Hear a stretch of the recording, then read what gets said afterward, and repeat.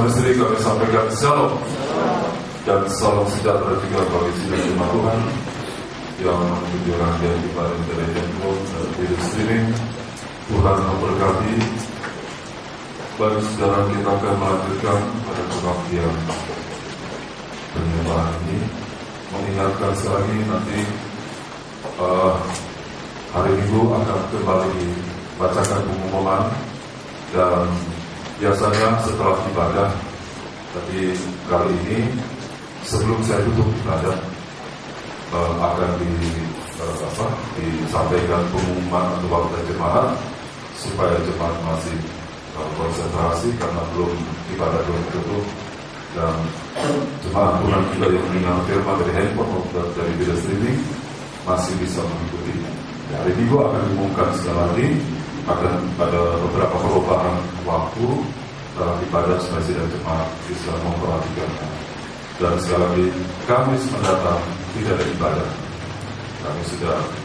Kami berangkat dari Siantar ke Kuala Namu, kemudian langsung take off ke Jakarta. Jadi Kamis ibadah itu sekali diliburkan dan nanti Minggu akan diumumkan kembali. Baik saudara, kita akan melanjutkan pada suratan 1 Tesalonika pasal yang pertama. Ini kita baca bersama ya, khusus kebaktian sembahyang. Yang mendengar firman dari handphone maupun dari video streaming, saudara kalau memungkinkan di rumah, ya membuka Alkitab sehingga sama-sama konsentrasi. Baik, 1 Tesalonika pasal 1 ayat 6 dan 7. Dan kamu telah menjadi penurut kami dan penurut Tuhan.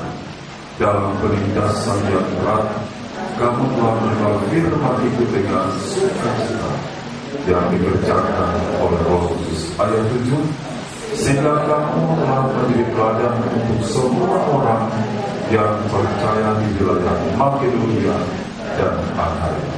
Ya, puji Tuhan, ini adalah suratan Tesalonika yang dalam Sunat Tabernakel terkena pada baju imam besar efod, ya, mungkin bisa dihasilkan. Dan baju imam besar ini sekarang bukan lagi zaman dulu, zaman bangsa Israel. Memang yang memimpin ibadah pakaiannya demikian, dia pakai pakaian, dia kepala rumah Allah, imam besar. Itu dulu perjanjian lama identik dengan bayangan, gambaran dan kiasan. Tapi sekarang ini 3 rangkap baju imam besar digenapi oleh perjalanan hidup dari imam besar surgawi kita Tuhan Yesus selama ia di bumi ini. Ya, baju efod yang berwarna-warni terdiri dari warna ungu, biru, merah, dan putih. Ini ada sabuknya, ada tapal dadanya, ada bahu. Ini bicara perjalanan Tuhan Yesus selama di muka bumi dalam tanda salib atau sengsara sampai mati. Kemudian baju rangkap kedua warna biru dengan ada giring-giring emas berselang-seling dengan 2 delima, satu tenunan menggambarkan pengalaman tulis dalam kebangkitannya. Jadi dia mati, dia bangkit kembali.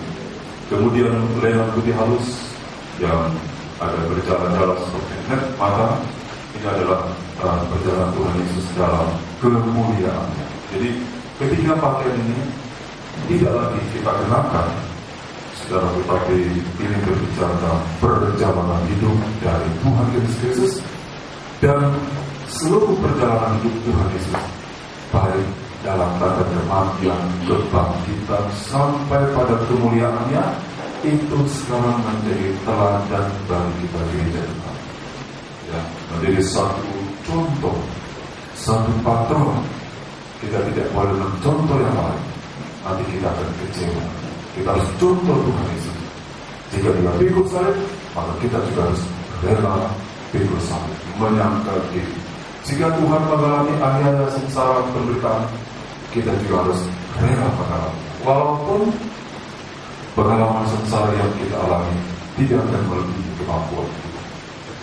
yang berat-berat sudah Tuhan pikul. Namun saudara, sebagai kehidupan yang supaya tidak tersesat, maka kita harus mencontoh Tuhan. Ya, tidak mengapa kita baca kembali 1 Petrus pasal yang kedua. Dalam penyembahan ini tidak banyak yang kita baca, jadi tidak mengapa kita baca bersama. Sekali-sekali kita ya bahasa Indonesia ya, jadi satu bahasa. Ya, kalau bisa dia ada bahasa lain, nanti bisa lain kedengarannya ya, besi bosi. Jadi dia bahasa Indonesia ya, bersih karena yang dengar firman itu juga dari suku-suku yang lain. 1 Petrus, kalau saudara punya bahasa daerah tidak mengapa, tapi bahasa dalam ya, mungkin bahasa Jawa boleh sintene ojo ikyopo itu dalam hati ya, kata orang nanti begitu salah saya baca baru benar rupanya ada bahasa. 1 Petrus pasal 2 ayat 21 ya. Sebab untuk itulah kamu dipanggil, karena Kristus pun telah menderita untuk kamu dan telah meninggalkan teladan bagimu, supaya kamu mengikuti jejaknya. Jadi kita ikut jejaknya Tuhan. Di mana jejaknya Tuhan? Di Firman Dosa sudah kabur di jejak itu. 2000 tahun lalu. Di mana jejaknya? Firman Allah. Ikuti firman Tuhan. Ya, kalau bertobat, kita bertobat. Lahir baru, kita ikut lahir baru. Penuh Roh Kudus, seperti Tuhan diperlukan, kita pun mau mengalami kepenuhan Roh Kudus.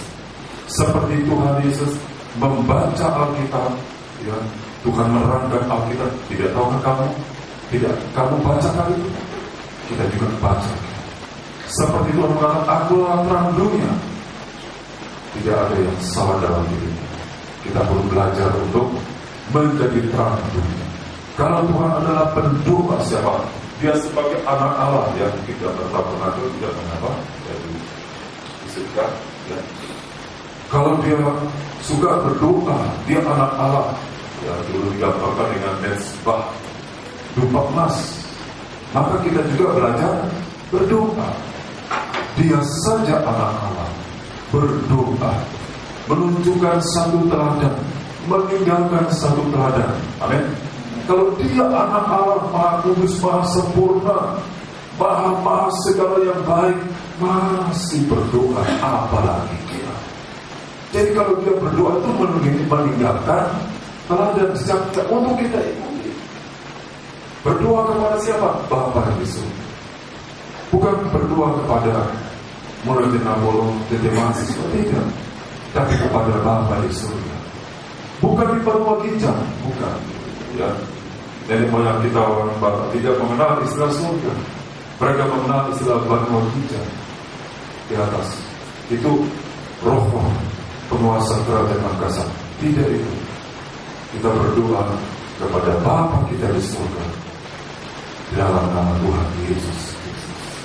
Jadi ini jejaknya. Jadi kalau Tuhan meninggalkan jejaknya ini, ya, kita bertobat, mezbah pembakaran, dia memberikan darahnya, korbannya, supaya kita diampuni dosa-dosanya. Untuk apa? Supaya hubungan kita dengan Allah yang sempat terputus karena dosa dipulihkan kembali. Kalau dia sendiri dibaptis di kolam pembasuhan dulu digambarkan kolam pembasuhan, dia ikuti jejaknya. Maka kita juga anak Tuhan tidak boleh ambil baptisan yang lain seperti Tuhan, karena dia meninggalkan jejaknya. Dia telah meninggalkan teladan bagi kita supaya kita mengikuti. Maka kita akan kembali kepada Gembala Agung kita yang heran. Ayat 25, sebab dahulu kamu sesat seperti domba, tetapi sekarang kamu telah kembali kepada Gembala dan pemelihara jiwa. Kita kembali kepada Tuhan yang melindungi jiwa kita, yang melindungi roh kita, yang melindungi tubuh kita, baik siang maupun malam. Bahkan sampai sudah mati pun jiwa kita tetap dilindungi. Ya, mengapa kita baca Wahyu pasal yang ke-6, ya. Kitab Wahyu pasal 6, ya. Ayat 9, Wahyu pasal 6 ayat 9. Dan ketika anak domba itu membuka meterai yang kelima, aku melihat di bawah mezbah perbakarannya jiwa-jiwa mereka yang telah dibunuh oleh karena firman Allah dan oleh karena kesaksian yang mereka miliki. Di bawah mezbah, di bawah lindungan kuasa darah sampai mati, jiwa tetap aman sentosa, menunggu nanti hari kebangkitan, menunggu saat mendarat kembali. Jiwa-jiwa orang kudus ini dibangkitkan oleh Tuhan dan mengenakan tubuh kebangkitan. Apakah tidak indah hidup di dalam Tuhan? Ya, bukan hidup yang terus begini sampai tua, layu, bungkuk, mati. Tidak. Hidup yang ada sekarang ini, jika Tuhan berkemuliaan membuka mata hati kita, kita mengikuti jejaknya Tuhan. Bukan istilah orang Jawa semau dewi, tidak, tapi ikut belajar firman Tuhan. Nah, kita akan kembali kepada, kalaupun kita belum mati, Tuhan memelihara jiwa raga kita. Atau kalau sampai mati pun, jiwa kita ada di bawah lindungan kuasa darah.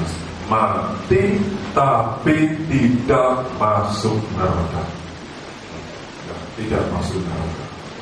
Nah, ini kepastian yang kita membuat kekristenan kita itu tergairah. Kalaupun mati, tidak masuk neraka. Kalaupun masih hidup, Tuhan memelihara jiwa. Kalau jiwa kita saja dipelihara, lebih lagi tubuh kita. Ya, ini setelah itu kita bijak. Dan setelah di sini katakan, itulah perjalanan batu Efod, dulu digambarkan batu Efod. Dan firman Tuhan mengatakan dari 1 Tesalonika, dalam penindasan yang berat, kamu telah menerima Injil firman Tuhan. Ya, artinya di dalam kita menerima Injil berarti kita mengalami sengsara. Ya, pengalaman sengsara yang pertama, dan ini biasanya saudaraku di sini diuji. Kalau kita bisa lolos dalam pengalaman sengsara, tetap setia ikut Tuhan, langkah selanjutnya bisa. Di dalam hubungan nikah suami istri, biasanya ujian terberat adalah saat sengsara. Ya, bagaimana cintanya? Ya, waktu masih tunangan, apapun terjadi, terjadilah. Maksud apa? Tidak tahu. Apapun terjadi, gimana maksudnya?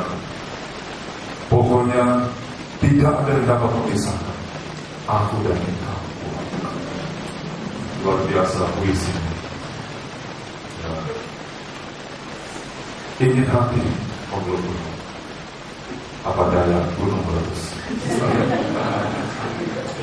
Gabung, tak bisa.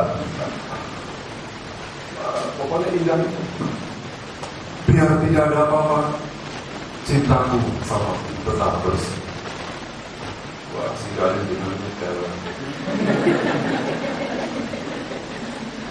Saya nggak pandai, puisi-puisi nggak pandai. Mau nggak juga. Masuk nikah, ya ada yang dimakan, ada yang diminum, pilih pun saja. Nah, di situ diuji. Masih bersemi cintanya, atau sudah mulai lari? Aduh, kamu cantik sekarang kok, jangan kurang. Ya, tidak ada cintanya. Lagi sengsara. Dulu waktu kami baru-baru menikah, benar-benar Tuhan cintakan dalam proses yang cukup panjang. Ketemu di Surabaya dengan satu angkatan istri saya, bahkan sudah sama masih mengandung. yang angkat satu angkatan, satu kampung lagi dulu. Cuma sudah lebih dulu dia menikah dengan hamba Tuhan yang sudah mapan lah ya. Istri saya menikah sama saya masih angkat, masih berintis. Ya, ketemu dengan satu angkatan. Ya, dia minum susu stagen. Ya, istri saya ya apa mau diminum? Apa yang ada? Ya. Saya pun sebenarnya sedih juga melihat begitu, tapi ya kita harus lewati semuanya. Ya, dia pulang, bisa kembali lagi naik kendaraan terjemput. Kami begitu pulang, kami lah yang paling belakang pulang. Karena tunggu kendaraan yang paling murah, naik kereta api yang paling murah kelas kambing. Saya kasih istri saya yang mengandung 4 bulan, nanti sambil Jakarta, itu semuanya sih itu angkat lain. Kita juga 50.000 mau naik kapal laut, jangan pesawat kapal laut saja tidak mampu. Saya pelabuhan, saya tanya kapal kita yang mana yang ke Belawan. Oh itu Pak, Jakarta. Saya datang sana, ada kapal barang, saya datang Pak, mau tanya ini kapal mau ke Belawan? Iya. Kapan Pak, nanti malam. Boleh saya dengan istri saya itu berapa bayar satu kawan? 50.000. Wah pas Pak. Ada istri saya, kita dapat kapal barang. Rupanya begitu Tuhan zaman ini. Mulai bersatu. Kita datang. Oh Bapak dengan istri. Iya. Di kamar kami, di kamar saja. Jadi masuk di kamar. Kapal barang. Wah 3 hari 3 malam. Harusnya 2 hari, ini 3 hari 3 malam. Biasanya sudah sampai di Belawan, sanggahnya masih bisa 1 hari. Ini bisa langsung masuk. Saya kasihan juga dengan istri. Begitulah katanya. Kita tetap sudah diuji, disasar, krisis, susah, tapi di namanya Tuhan kita lalui bersama-sama. Begitu Tuhan. Di saat pengalaman sengsara Tuhan izinkan terjadi sama kita, bagaimana? Tetap kita terima firman dengan sukacita. Ada masalah nikah rumah tangga, ada masalah di pekerjaan, di wira swasta, di studi dan sebagainya. Tetap kita sukacita terima firman. Saya bertahun-tahun dengan istri. Saya hitung saudara dari saya awal melayani Tuhan sampai hari ini sudah 10 tempat saya pindah. Di Bogor saya melayani 10 bulan, tapi 5 kali pindah sana, pindah sini, tidak mau bayar, pindah lagi sana diusir, pindah lagi. Tetap ikut Tuhan, tetap pegang kita, tetap sembahyang. Ya, saya di Bogor saudara bertepatan kamar saya akan saya kos. Itu saudara kita dari seberang. Ya, kalau pagi dia udah sembahyang dulu, toa itu pas ke jendela saya di Bogor sana. Pertama saya terganggu lama-lama. Oh, pasrah dia sembahyang. Bisa angkat dia membangunkan saya sembahyang. Jadi itu saya sembahyang itu. Ya, toanya pas. Jadi, terus tidak mampu, ya pindah lagi, bawa barang. Nah, tapi sudah lalu, bukan sedikit godaan yang saya alami. Maafkan saudara ya, orang di daerah Sunda di Bogor itu begitu luar biasa. Godaan itu jatuh dalam berbuat zina. Datang di kantor, saya bilang Tuhan, saya tahu Tuhan, saya sudah ditobat, saya sudah diampuni dosa-dosa. Masuk, bukan salah, itu masuk, gantian masuk. Saya kaget waktu itu, saya lupa kunci itu tidak. Ya Yesus, kalau saya jadi, tidak mungkin saya berdiri hari ini. Itu sengsara, menyalibkan daging, maka kita akan bangkit. Berapa banyak godaan kita lewati. Itu dalam sengsara. Tetap terima firman dengan sukacita. Sampai hari ini sekarang dibalik. Kalau sekarang ada diberkati Tuhan, tetap firman itu menjadi prioritas utama? Atau sudah lupa?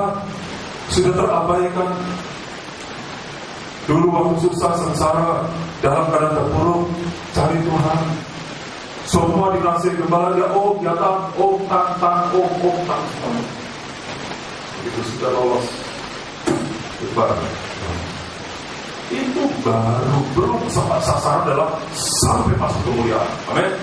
Jadi bukan hanya susah, tertolong, udah jangan. Kita masih butuh Tuhan sebab kita mau mencapai puncak klimaks akhir telah masuk dalam kemuliaan. Itu sudah. Di dalam keadaan begini, untuk itu kita harus ingat pengalaman sengsara yang pertama bersama Tuhan. Ingat pengalaman kematian yang pertama itu. Ingat cinta mula-mula Tuhan. Kita baca sebenarnya yang pertama kali, ya, itu tidak lama. Ya. Surat ini pengalaman kematian dalam penindasan dalam sengsara yang pertama. Pengalaman pikul salib bersama Tuhan. Roma pasal 5. Surat Rom pasal 5.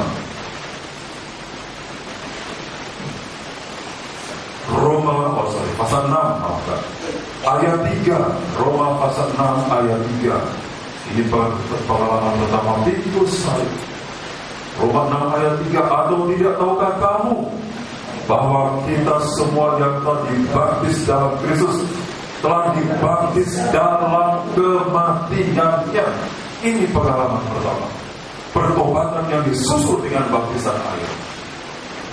Bahasa lain dalam baptisan air adalah Kolose pasal 2. Surat Kolose pasal 2 ayat 12. Ini bahasa lain dari baptisan air ayat 12 sampai 14. Surat Kolose pasal 2 ayat 12 sampai 14. Karena dengan Dia kamu dikuburkan dalam baptisan itu. Jadi baptisan itu masuk ke dalam, ya, dikubur, bukan dipercik tapi dikubur. Namanya sudah dikubur, masuk tenggelam semuanya. Dan di dalam Dia kamu turut dibangkitkan juga oleh kepercayaanmu kepada kerja kuasa Allah yang telah membangkitkan Dia dari antara orang mati. Ya, kamu juga meskipun dahulu kamu mati oleh pelanggaranmu dan oleh karena tidak disunat secara lahiriah, telah hidupkan Allah bersama-sama dengan Dia sesudah Dia mengampuni segala pelanggaran kita. 14. Dengan menghapuskan surat hutang, itu baptisan air. Hutang-hutang dosa kita, di mana iblis menuntut. Kamu sudah mencuri, kamu sudah berbohong, kamu sudah berdusta, bahkan di waktu yang lampau mungkin pernah jatuh dalam kenajisan. Itu dituntut oleh iblis. Tapi di dalam pertobatan baptisan air, surat hutang itu dihapuskan oleh Tuhan. Itu pengalaman virus bertobat dan kemudian masuk dalam baptisan. Ini mengalami akhirnya, kita akan dikucilkan, kita akan disengsarakan. Tapi kita lihat pengalaman kematian bersama. Ya, surat Efesus pasal yang kedua, ya, ini banyak kali, pasal 4, ya, banyak kali baptisan air ini diperbincangkan. Heran saya. Apa ini tidak bisa, apa itu tidak bisa. Ada lagi yang terserah pula. Mana yang kamu suka, yang mau pergi kamu selalu terserah. Loh, kita ini bicara tubuh Kristus, bukan oikumene.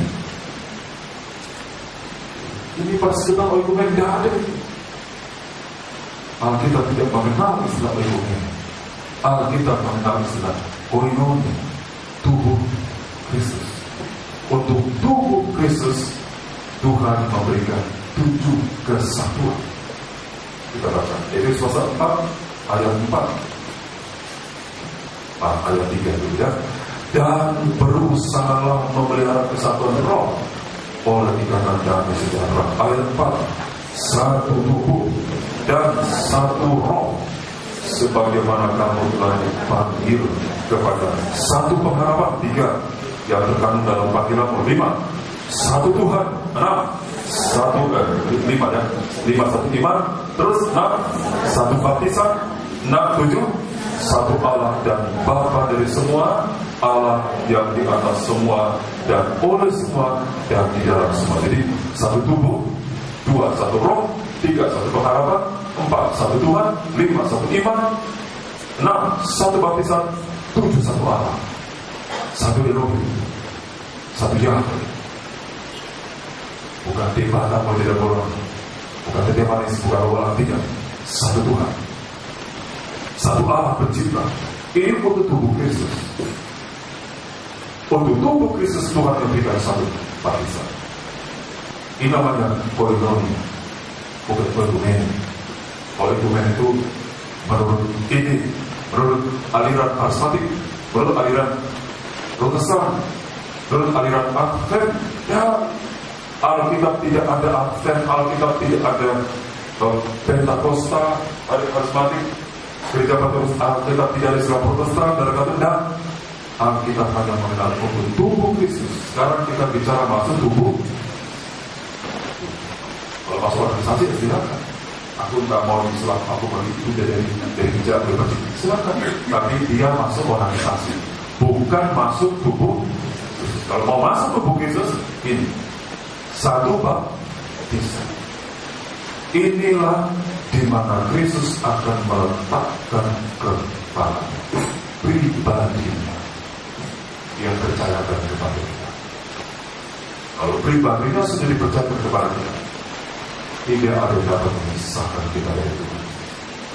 Biar penindasan, sengsara, aniaya, bahkan keberkatan, kemudian tidak akan mengurangi, tidak akan memisahkan cintaku kepada Tuhan. Ini tubuh Kristus. Saya kalau melayani, saya katakan, saya menyampaikan baptisan air bukan menurut gereja Pentakosta, tapi saya menurut tubuh Kristus, koinonia. Sekali lagi, bukan koinonia. Tubuh Kristus namanya koinonia dalam bahasa Yunani. Gereja dalam bahasa adalah eklesia. Kata-kata satu Tuhan. Tidak boleh ada perbedaan. Kalau sampai ada gereja yang aliran karismatik masih sombong berhula-hula, dia gereja organisasi, tapi tidak termasuk tubuh Kristus. Karena untuk tubuh Kristus berapa Tuhan? Satu Tuhan. Amin. Satu Tuhan. Siapa? Yesus Kristus. Satu iman. Iman dari mana? Dari Allah. Kita mendengar dan membaca firman. Di luar ini tidak ada iman. Dan kalau tidak ada iman, kita Islam mengatakan orang yang tidak memiliki iman tidak layak memanggil Allah. Tolak oleh Tuhan. Biar Tuhan kita sekali. Satu roh dalam Kudus. Apa itu roh kudus? Roh dalam Kudus adalah roh yang menguduskan supaya kita taat kepada Tuhan. Kalau ada juga roti, ada roh-roh lain, iblis juga roh, tapi tidak membuat taat manusia kepada Tuhan. Satu pengharapan. Sampai kita harapkan kedatangannya Tuhan, ini kita tunggu dia. Tidak ada yang lain. Jangan jatuh. Kalau kita berharap Tuhan datang, maka pengharapan itu tidak akan mencapai. Tuhan pasti datang. Harus datang. Kapan? Bisa secara universal, bisa secara pribadi. Aku datang sama ayo pulang ke rumah Allah. Haleluya. Langsung tarik nafas. Amin.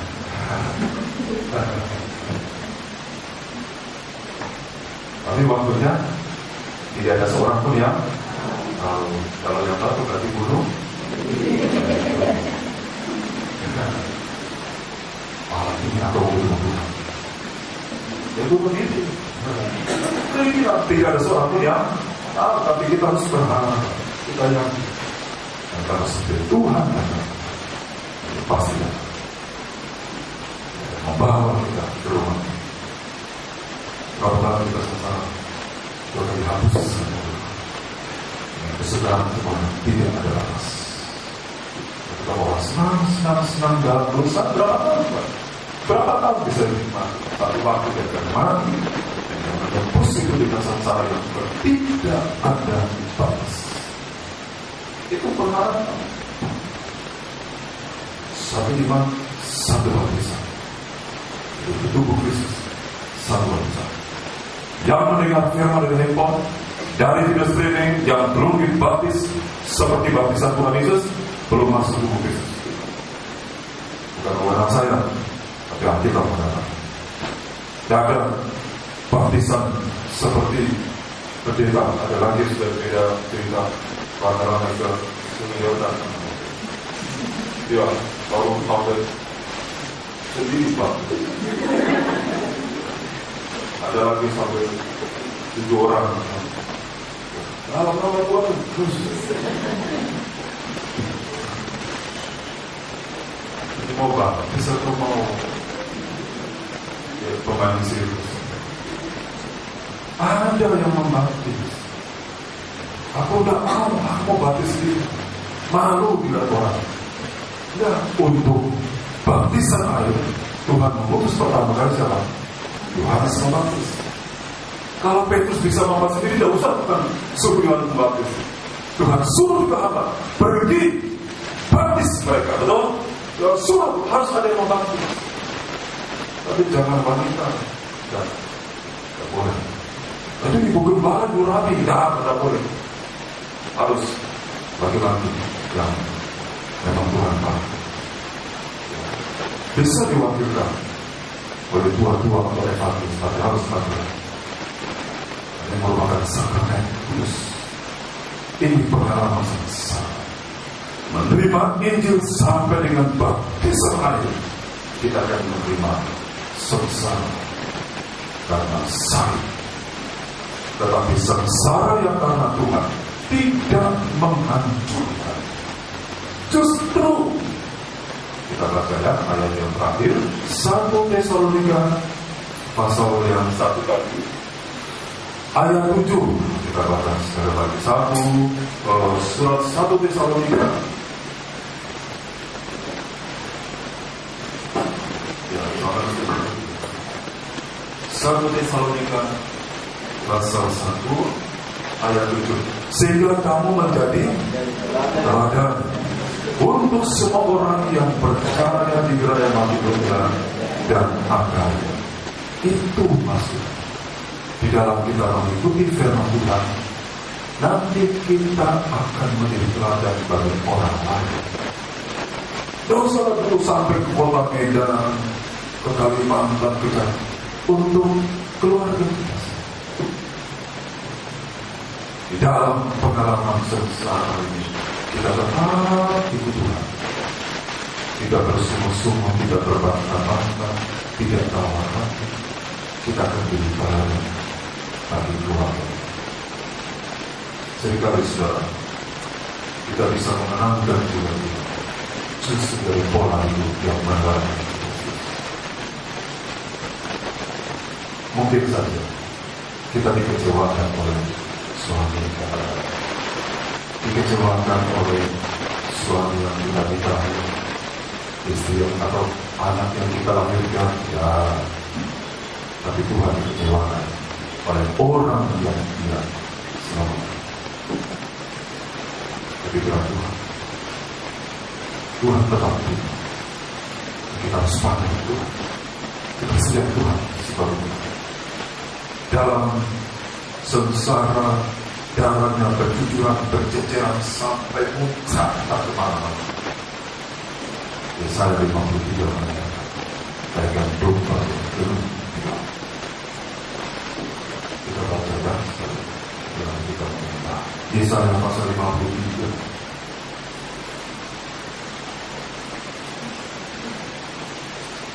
Yesaya pasal 53.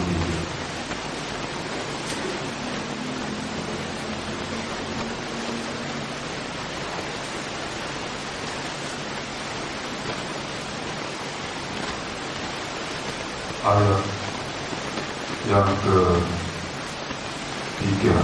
Dia dihina, Yesaya 53, dan dihindari orang, seorang yang penuh kesengsaraan dan yang biasa memberikan kesakitan. Dia sangat dihina sehingga orang menutup mukanya terhadap dia, dan bagi kita pun dia tidak masuk dunia, tetapi sesungguhnya penyakit kita lah yang ditanggung dan kesengsaraan kita yang dipikul. Padahal kita mengira dia telah punah, dipukul dan ditindas.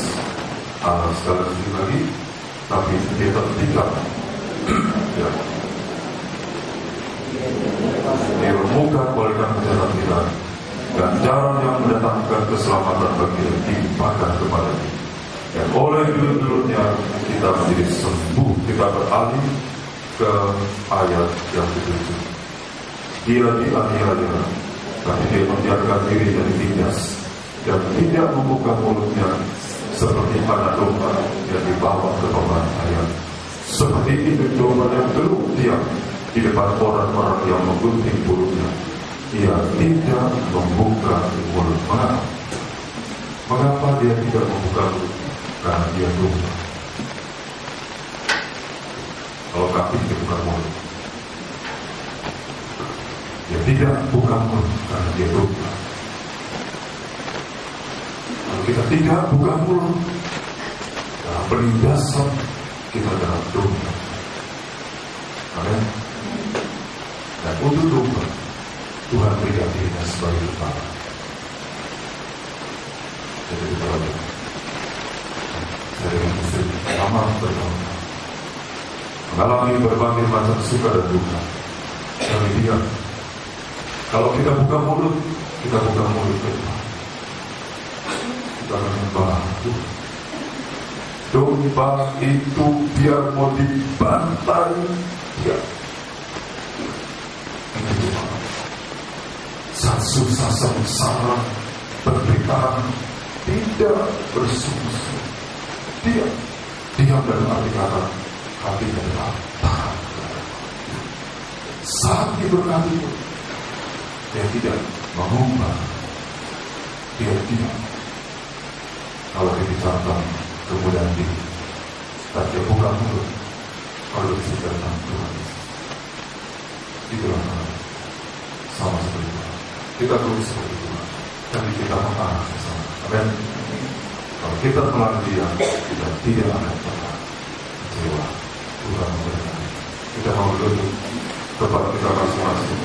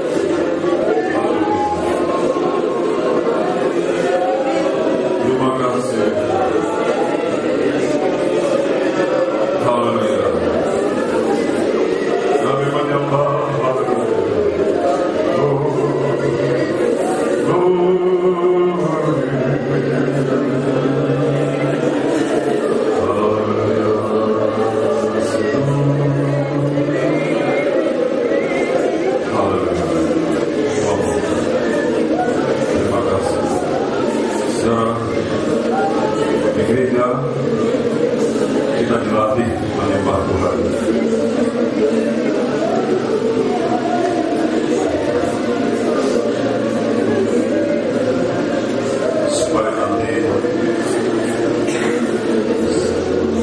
Supaya nanti di rumah pun kita menyembah. Haleluya. Karena hanya Roh Kudus yang bisa beri kita pengharapan. Dalam susah sengsara, jangan lupa menyembah Tuhan. Dalam keberkatan pun kita menyembah Tuhan. Karena kita rindu masuk sampai kepada kemuliaan. Tuhan sudah buka jalan bagi kita. Tangannya selalu hidupnya bahagia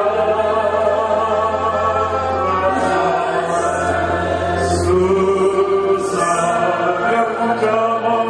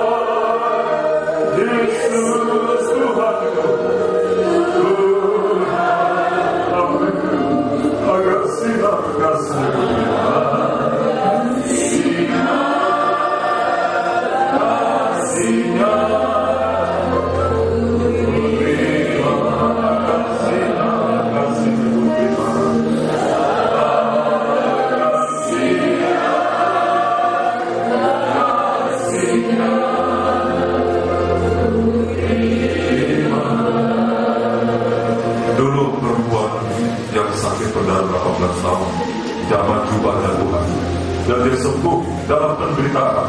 Sekarang kita jamah bagaimana imani firman itu.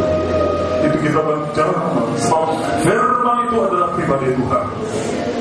Itu kita imani. Kita akan sembuh. Sembuh dari jasmani sampai dengan batin. Haleluya.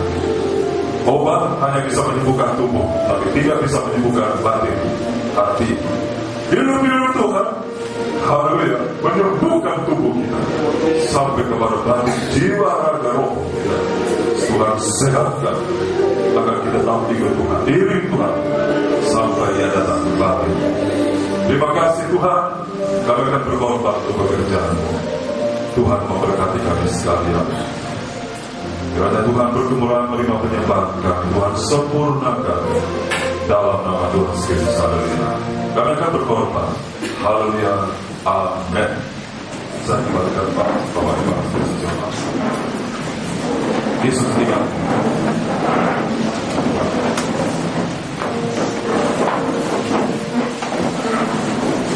Yesus tinggal.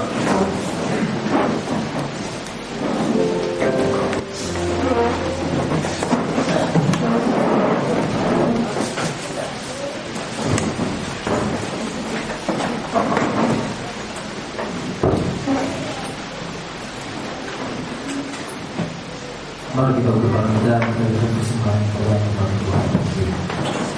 Yesus terima.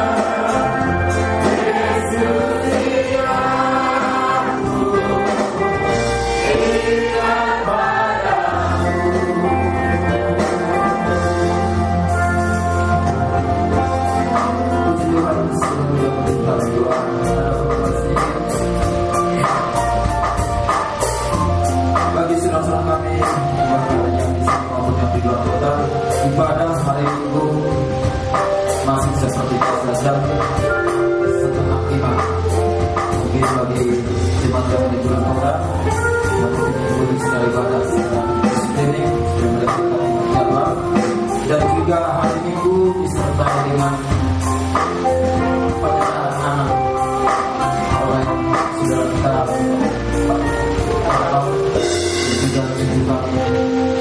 Dan saat ini saya bersama orang kedua kemungkinan yang satu baca semuanya Alhamdulillah, dan juga tetap kita doakan kepada Tuhan untuk ibadah online yang ada di Kalimantan tanggal 1 Desember, yaitu hari Tuhan berikan kekuatan kesehatan bagi hamba kita supaya kita dapat memberikan yang terbaik kepada Tuhan. Dan kembali kami ingatkan tanggal 28 hari Kamis ibadah penyembahan di tempat ini obat adu diadakan pada jembatan tanggal 9 besoknya. Bapak Kepala dan Ibu Kepala sudah berangkat dari Medan. Ketika pengumuman kembali kami selamat kepada Tuhan. Kita pujian Yesus kamu haleluya.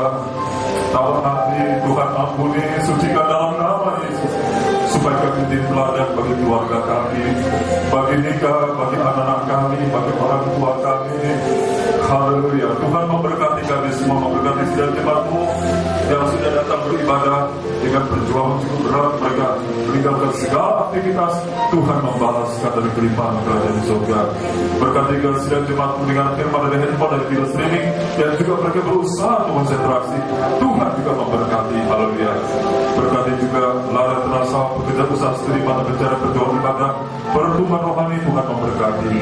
Berkati pekerjaanmu, dua pengembangan sampai jauh seluruh Indonesia. Tuhan berdoa benar-benar kehilangan jiwa yang mau diselamatkan, digembalakan, dikuduskan, disucikan. Berkati sidang jemaat mendengar firman dari handphone, Bapak Mesin Purba bersama keluarga di Pekanbaru, rencana keadaan tanggal 13 Desember, di mana tim akan berangkat secara 3 gelombang, baik hari Rabu malam, Kamis subuh, sampai dengan hamba istri dari Medan, juga anak hamba dan adik hamba yang berangkat pada Jumat. Roh Kudus Dawi semuanya, Tuhan berikan satu hari Tuhan. Roh sudah kami kepada fase dalam nama Tuhan Yesus. Tangan Tuhan bekerja mengadakan hal yang ajaib. Terima kasih Tuhan, berkat saudara Tidin Selega di Bali, berkati saudara dia Saragi dan ibunya, Ibu Mika Purba, dan usia dari Semeneng Mani. Tuhan memberkati, berkati juga saudara Erwin yang hari ini ulang tahun. Tuhan juga menyertai dengan kekuatan serta pada umur dan terutama dengan kerendahan hati. Berkati saudara Kokohua, Patrick Jiton Siska, keluarga Bapak Betul di Padang, Ibu yang tak ada nandanya berikan usaha ibu akhir ibu sidarwi ibu yang aku anjingnya dan Albert dan Rahel mengatakan ibu Peggy Panjaitan berapa waktu pernah dioperasi masih sakit. Tuhan tolong, Tuhan sembuhkan, Tuhan angkat penyakit tidak ada perkara mustahil. Dalam nama Tuhan Yesus, Tuhan berkuasa menyembuhkan dengan tangan-Mu yang berubah baku. Dalam nama Tuhan Yesus, berkat juga Bapak Johnson Sinaga, Bapak Evangelis Sinaga bersama istri yang mendengar firman Tuhan streaming live dari Kuala Lumpur. Tuhan memberkati, berkati dalam saudara Ferdinand juga rencana hamba istri minggu depan akan berangkat bersama dengan ahli hamba California untuk ada tanggal 1 Desember Kusdauli. Tuhan berkemurahan, kekuatan sedang panjang umur, kawanan domba yang hamba tinggalkan, domba hamba tinggalkan. Tuhan pelihara dengan firman berkuasa sampai kita duduk kembali satu dalam penggebalaan. Terima kasih Tuhan berkat hamba membela Ferdinand dan jemaat Tuhan ini manis mata air rumah dan sekitarnya. Roh Kusdauli kuasa kuasa Tuhan patah ke dalam nama Tuhan Yesus. Tangan Tuhan bekerja dengan begitu ajaibnya. Berkati rencana Baptis Poskei minggu 3 Desember, Bapak Gutong berkati rencana pergabungan tanggal 5 Desember. Tuhan buka jalan, Tuhan mengadakan hal ajaib dalam nama Tuhan Yesus. Demikian juga Tuhan untuk rencana penyerang anak tanggal hari Minggu nanti, baik dari Bapak keluarga Bapak dan Bapak bersama dengan keluarga dari Bapak Evangelis Deosota, anaknya dan cucunya sudah dia serahkan. Tuhan mendahului dalam nama Tuhan Yesus. Semua rencana tak letakkan di ujung kaki Tuhan. Bahkan kerinduan kami untuk mengenangkan jiwa-jiwa, baik satu pengembalaan, satu ibadah, satu pengajaran, keluarga, nikah, rumah tangga, orang tua kami, kiranya Tuhan berkenan membukakan jalan dalam nama Tuhan Yesus. Berkat juga Evangelis sudah menyampaikan firman-Mu, berkati Ibu Bulan ini mendengar firman, berkati ibunya Agus Abduri dan Tuhan pulihkan istri Bapak Rinsa dalam nama Yesus, kembali bisa beribadah. Terima kasih Tuhan. Yang lainnya berhalangan tugas menantikan semuanya, Tuhan melindungi hari Minggu bisa berkumpul kembali. Terima kasih. Akhirnya kasih kumpulan dengan berkat dari Allah Bapa, cinta kasih dari para Tuhan, kesertaan penyertaan Roh Kudus dicurahkan limpahkan bagi kita sekalian, juga bagi saudara jemaat Tuhan yang mendengar firman dan yang tidak streaming. Tuhan memberkati, sama seperti memberkati kami semuanya. Berkati bangsa negara kami tinggal, berkati juga ibunya Mira di tempat ini, berkati dengan Roh Kudus dalam perjalanan kami pulang. Tangan Tuhan mengingatkan kami semua selamat, tanpa kurang satu pun tercatat dengan jalan kuasa Tuhan melindungi kami. Dalam nama Tuhan Kristus, hamba sekalian berberkat dan tutup ibadah pada malam hari ini. Haleluya, amin. Selamat untuk berkati. Shalom.